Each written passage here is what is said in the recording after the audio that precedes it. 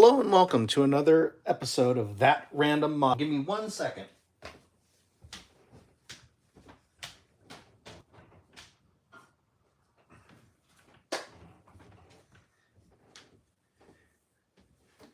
I do apologize for this. Difficulties last week, difficulties this week.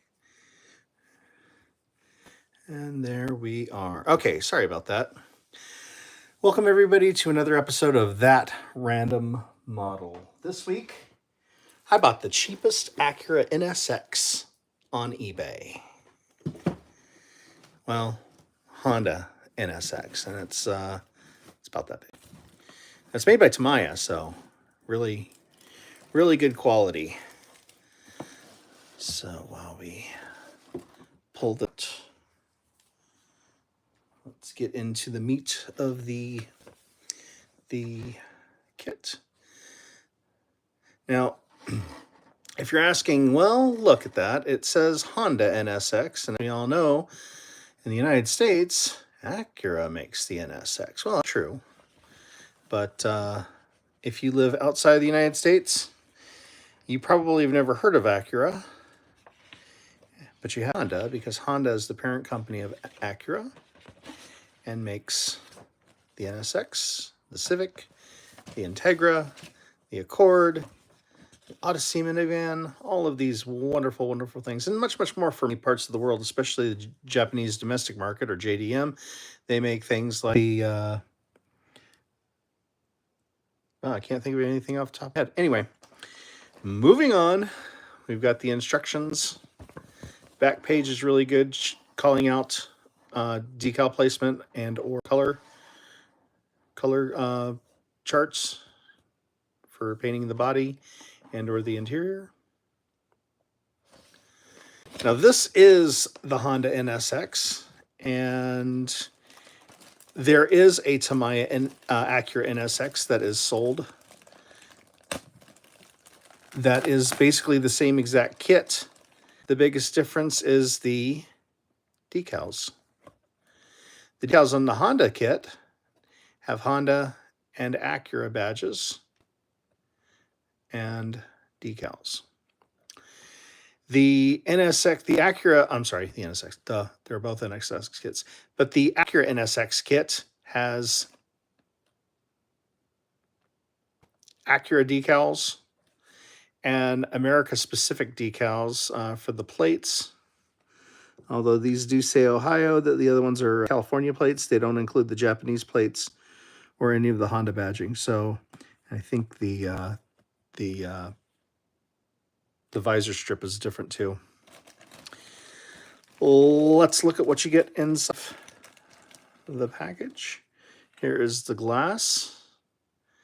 Very nice. Now this glass is, of course, for the canopy. I say canopy because when Honda designed the NSX, they actually took inspiration from two sources. First off, they wanted to challenge Italian German car manufacturers, Ferrari, Lamborghini, Porsche, Lotus. That's not German or Italian, that's English, but they also took inspiration from aircraft, specifically the F-16. Now the F-16 has a very, very generous field of view, and they wanted a very spacious and easy to see a worldwide view. So they have this really nice canopy. Your rear lights are really interesting. If you notice this part that goes across the top, if you're familiar at all with the car, this is actually a third brake light that lights from one side to the other. So you've got your brake lights on each side, you've got your reverse lights near the middle, and then you've got this third brake light that lights up across the whole thing. So very neat. You've got the option to make this with the headlights popped up. Back in the 80s and 90s, pop-up headlights were a wonderful, wonderful thing. I've had one car with pop-up headlights, and I wish ever had them. And yes, mine failed, and yes, I'd still rather have pop-up headlights. So there is the glass. Here are the rims that you get. You get these rims plus the center caps, and I believe on the Acura one, Acura I think is molded inside the center caps for those, so they might be different to that one. It's been a while since I've seen the Acura version. I think the only other difference to the mold itself is there might be an automatic selector for the gear box instead of the standard. Well, you have your choice, I think, between the two. I could be wrong about that. If I am wrong, I don't know what to say. I apologize. Here are your pop-up headlights that I said that you could position them. They're not molded into the body as they are on many other kits, but they actually have this bar going across so that you can get in there with a little tool. It suggests tweezers, and you can pop up the headlights with a tool or your finger, and they both pop up simultaneously. So pretty ingenious looking thing. Of course, you can always snap those if you want that lazy tuner look where it's got one headlight halfway up. You've got your body spoiler, rear spoiler. That's included with every car. You've got your sports mirrors. These were made between 1990 and 2005. There's a 15-year run, and Honda really did well. I mean, this is 20 years after they started selling their first cars. The same year that they started selling their first cars, they decided to enter F1 racing, which is the inspiration for a lot of the design and development on this. Even the engine, the V6 engine, comes from an F1 design. They initially made it with the F1 engine, and they were just about to release it to the public, and the Honda president said, where's the VTEC V6? And Honda said, what VTEC V6? And they actually had to redesign the car.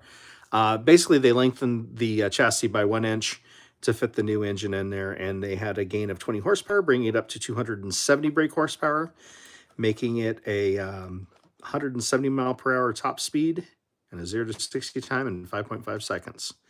The aim of this was to beat Ferrari, and boy, did they do that. In fact, when they first started selling these cars, there was a 2-year waiting list.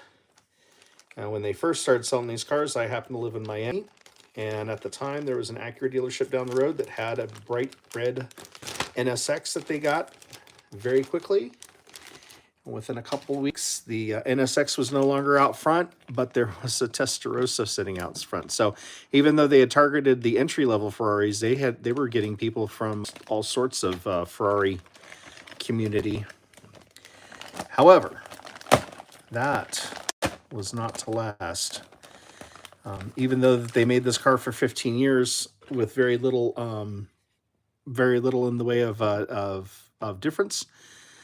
There was a different front at some point, I believe in 2000, 1999, 2000, 2001. They had standardized headlights instead of the pop-ups because that was being phased out across the world, as well as some technological upgrades. But for the most part, it basically looked very similar to this design. Now, they sold them for 15 years. They didn't sell very many. Here is your Japanese right-hand side dash and your the rest of the world left-hand left-hand side dash. You've got your leather seats molded in black. Here's something that's really neat. You have your Honda steering wheel with the Honda emblem molded in, and then you've got your Acura steering wheel with Acura molded inside. So very nice attention to detail for Tamiya. This is a very simple kit. This is kind of an entry level for Tamiya as well. The fit and finish on this is very good. However, you do not have to have a lot of skill in order to build these. You could go in. This could be your first kit with basic understanding of what you're doing, and come out with a really nice result. So, kudos to Tamiya for having a really good. As far as that goes, a lot of your American kits, they almost they'll print, you know, skill level 2, 3, 4, 5 on them, and boy oh boy, if you pick up a skill level 4 or 5 as your first kit, you might have fit and finish issues. You'd have a lot of problems. So here's the front end with the unmolded in headlights. You've got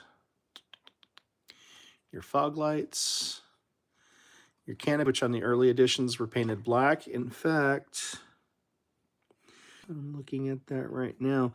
It's not molded as such, but later cars, I believe about 2-3 years after the launch, they actually, or excuse me, Honda made a Targa version, the NSX T for Targa, and you had a removable roof panel, so you could replicate with this with a little bit of work.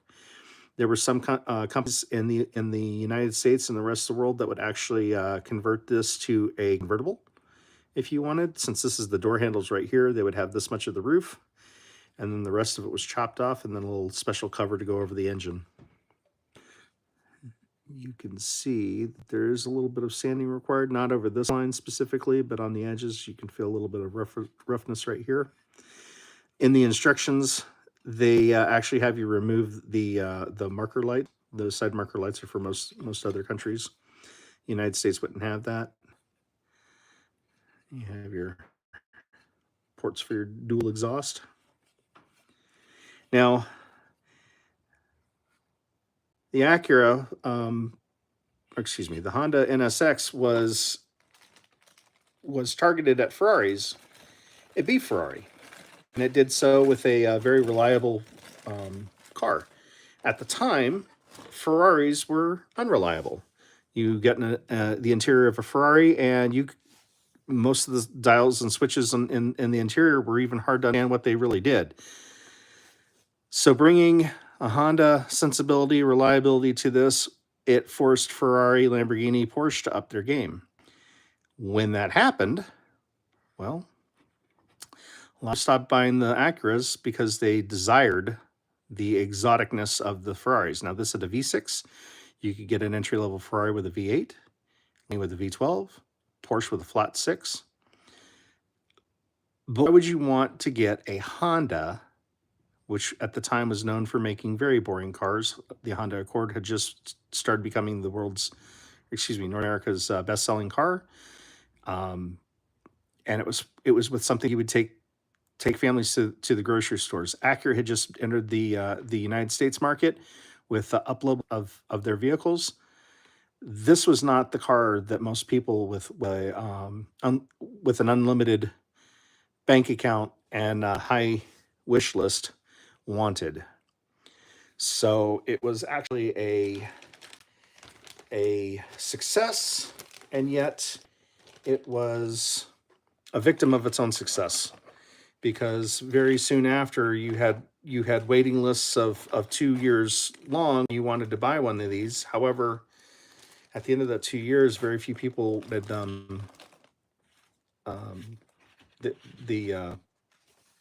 the successes had grown cold. So, but you look at it nowadays from this end, and you look at this as a very desirable. Why do you think that? Well, this is something that is a car that can be tuned easily. It has, like I said, a very reliable VTEC V6 engine, and up until real recently, Honda's only dual overhead cam V6 engine. So a lot of firsts on this. And the body was actually the world's first aluminum monocoque chassis, all aluminum. A few years later, Audi started getting into the game with the A8, making an all aluminum body. But back then, this was cutting edge technology, and like I said, this is at a time when you had Civics and Accords, and that was basically about it. And with the exception of a few special editions like CRX, you had a lot of very boring offerings from Honda. One other thing that is notable on these, I almost slipped my mind, was think of it right this second. Just popped in my head and then it left. But yeah, that's embarrassing. But a lot of firsts in the car manufacturing world. It also, like I said, demanded that Ferrari up their game, which they did. A lot of journalists praised this for a very exciting, and the drivability was incredible. This also ushered in, if you're familiar at all with Hondas and you like Civic Type Rs, if you like the Accord Type R, the Integra Type R, it's actually created that Type R category. In 1992, Honda decided to try to lighten this even further. They had made this focus made lightness, sports and reliability, and they got something that was really good. But a couple years later, they said, you know what? We have leather seats, we have electric seats, we have. It didn't have power steering in the manual option. They had an automatic version, but the manual option there was no power steering. But they tried to lighten it with a lot of other gimmicks. Well, what they ended up doing was lightening it by 265 pounds. That's your average American driver right there, out of it. So they had also, I think, massaged and increased the horsepower a little bit, but they basically made a track-focused, angry vehicle, with the result of also one of the most of Hondas ever produced at the time. Now, at the same time, you had Nissan Skyline. Skyline was not a competitor to this. Not at first. Not when the NSX first came out. These were in totally two different leagues. The Skyline was good, and this was good, but if you listen to the stats that I quoted earlier, 270 horsepower, 0 to 60 time in 5.5 seconds. Now that's something that Golf GTIs can do today. But back then, this was Ferrari territory.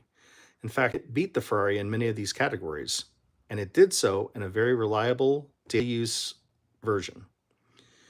At the end of the day, though, would you want something that was more sensible? Would you want something that's a little bit more exciting and has that pedigree to go with it? This was every bit of a good of a car as the Ferraris were. No one will argue that. But at the end of the day, do you want a Honda? Do you want a Ferrari? So you had that that going on as well. Not a very long show tonight. Basically, just an unboxing of this. I had that kind of clickbaity thumbnail going into it. I did. This is the cheapest NSX on eBay, by the way, and you can get it in any color you want, as long as you're willing to paint it. And you can do the interior, whatever you want to do the interior. You can make this a tuner car. There are aftermarket companies like Zoom. You can convert this into an R version. You can convert this into a later regular headlight spoon version. So a lot of options with this. Like I said, your imagination is your only factor limiting to what you want to do. And if you want to just build it out of the box top, basic paint job, you got your interior is all black on this one, or black and leather on some versions, then you're in for a real fun build and a real simple build. So that is the unboxing and review of the Honda NSX. And like I said, the only difference really between the Honda and the Acura box, the box art is silver on the Acura, and the decals are a little bit different. Thank you all so much for coming, for enjoying the show. For everybody who's watched live and everybody that will watch later, thank you so much for watching, and enjoy the hobby. Have a great day.